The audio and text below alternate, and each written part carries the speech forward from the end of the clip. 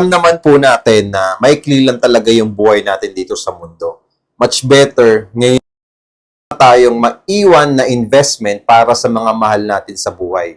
Tandaan nyo, ang pinakamagandang ipamana talaga sa mga mahal natin sa buhay na may iwan natin dito sa mundong ibabaw. Pagdating ng panahon, okay, real estate investment talaga. Pinakamagandang produkto na pwede mong pag-investan talaga sa buong buhay natin, real estate property talaga. Alam yan na mga merong existing real estate properties ngayon. Mga merong may bahay, merong mga lote, merong mga paupahan, merong mga condominium, merong mga commercial properties na mga pinapaupahan din, merong mga resort, okay, merong mga daily rental na condo unit, di ba?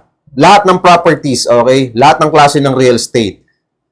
Just imagine, okay, na meron kang ganitong mga investment, pagdating ng panahon, may enjoy ito na may iwanan mo sa buhay. Okay? Alam naman natin na ang real estate, sobrang daling ipamana niyan, sobrang daling i-transfer niyan sa mga mahal natin sa buhay.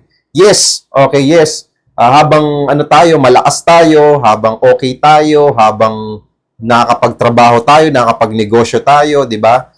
Grind tayo ng grind, habang kumikita tayo ng maayos, ilagay natin sa tama yung pera na pinaghihirapan natin. And hindi lang naman tayo yung magbe-benefit, pati na rin yung mga mahal natin sa buhay pagdating ng panahon. That's why tinatawag natin siyang investment. Okay, talagang kailangan nating tapusin, okay, yung binili nating property. Kasi actually, marami talagang naghihinayang din, okay, mga nakausap nating client before. Alam mo, Byron, sayang yung binili kong property sa ganito.